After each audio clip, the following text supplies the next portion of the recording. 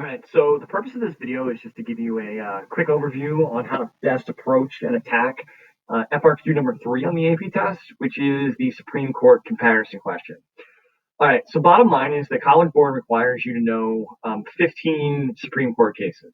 They're all listed in the left-hand side of this box. Don't worry about the foundational documents, but for this essay. But for FRQ number 3, the assumption is that these are the 15 cases that we've gone over during the course of the year that you're going to know lots of information about.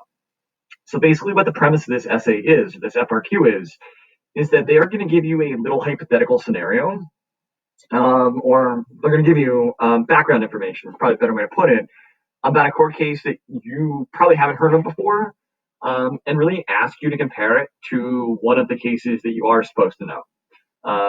So the example essay is the 1942 Supreme Court case of Betts v. Brady, which is one you've probably never heard of before, centered on Smith Betts, a poor person indicted on a burglary charge in Maryland. He had no money to hire a lawyer, so he requested that one be made available to him by the state. Previous case had concluded that defendants had the right to an attorney. However, the judge refused. Betts pleaded not guilty, served as his own counsel, and was found guilty in his trial. He held on to his conviction that he was entitled to a lawyer and appealed the case. When it reached the Supreme Court, the question in the court case was, quote, does refusing a poor person an attorney violate the Constitution? The Supreme Court ruled that it did not, that the state could not prevent a defendant from using an attorney, but was not obligated to provide one. So anything you need to know about this case is provided to you. It tells you a little bit about the dispute and how the Supreme Court ruled, and a little bit about the thinking of the court when they ruled on that case. So this type of question will always require you to do 3 basic tasks. So the first one is identify the constitutional clause that is common to both Betts v. Brady and Gideon v. Wainwright. So part A will always ask you to identify the part of the Constitution that most relates to both disputes. It's always going to be the same. So it could be a clause. That's why we've gone over so many of them during the course of the year. Or it could be like an amendment. You just have to identify, right? So in this particular case, both of them are involving right to attorney. That's the Sixth Amendment. So you simply need to write in Part A, the constitutional clause common to both cases is the Sixth Amendment. And then you just need to go a little bit further and explain a little bit about the significance of the clause and the amendment.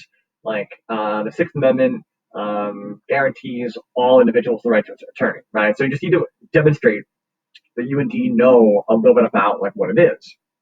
So that's super quick. What is the part of the Constitution that is being like argued over that's common to both cases? Part B, it asks you to compare the mandatory case to the one that they give you. So look at the Part B. Explain how the facts of Betts v. Brady and Gideon v. Wainwright led to either a similar or a different holding, which means decision in both cases. So they want you to be able to say, like, are the cases similar or different in their outcome?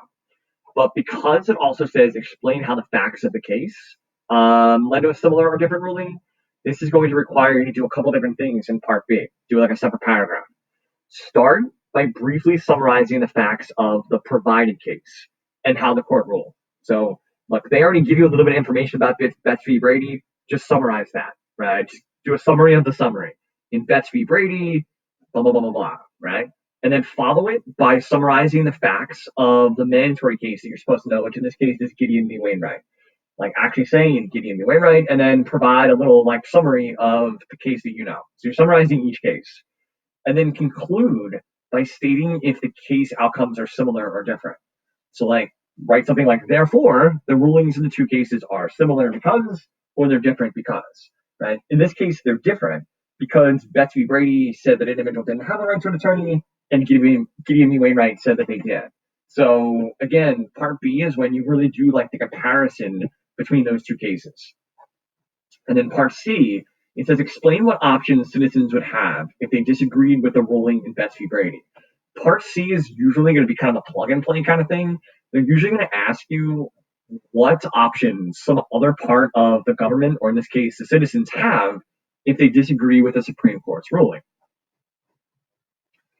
So usually it'd be like, what could the citizens do if they disagreed with the ruling in Betts v. Brady? That's like what this question's asking you. Or it could be like, what could Congress do?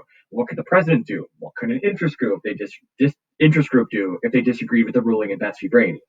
So these are just a couple things that you probably want to take into consideration. They're almost sort of asking you what checks these other groups have on a Supreme Court if the Supreme Court issues a decision or a ruling that this group doesn't really support. It's like, what could Congress do if they disagree with the Supreme Court's ruling? They definitely can take the issue into consideration when the Senate has to confirm future Supreme Court judges or federal court judges that might have to deal with those types of cases in the future. You can actually ask the judge or the possible judge during their confirmation hearing, what their opinion would be on such an issue.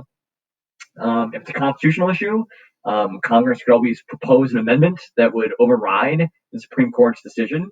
An amendment would always sort of override a Supreme Court decision, so that's something they could do.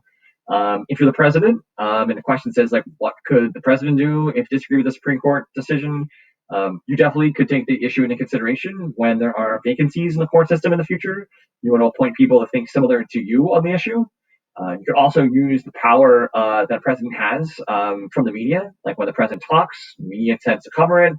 We talked about that's referred to as the bully pulpit, to put pressure on Congress to propose an amendment that would sort of change the outcome, or again, to confirm your appointments onto the court. What could interest groups do? You see a lot of these overlap. Interest groups could lobby Congress that are involved in judicial confirmations and amendment proposals. So an interest group could try to put pressure on Congress to confirm justices that think similar to them on that particular issue, or interest groups could put pressure on members of Congress to adopt an amendment. Again, you see the overlap. Interest groups could also sponsor another case. Maybe if there's another case out there that's kind of similar to the one the Supreme Court ruled on in the past, you might be able to financially sponsor that case and trying to bring it to the Supreme Court to get the court to hear it again, and maybe have the Supreme Court overturn a previous Supreme Court verdict or ruling. Or interest groups can also write what are called amicus curiae briefs, which are written summaries of how they think the justices should rule. So if the Supreme Court were to take another case in the future involving a similar topic, an interest group could submit a written argument that judges could take into consideration on why they should rule differently this time around. And then what could citizens do? Citizens can join an interest group, and then obviously as part of the interest group could do any of these things. Or they could put pressure on Congress through either voting or their campaign donations to do any of these things in the Congress box up ahead. So this is pretty standard of what the FRQ is going to look like. Part A, what part of the Constitution is being argued over in both cases. Part B, provide a summary of each case and explain if it's similar or different, why. And then Part C, how could some other group sort of check the power of the Supreme Court if they really kind of disagreed with the Supreme Court's ruling in the cases that are mentioned in the FRQ.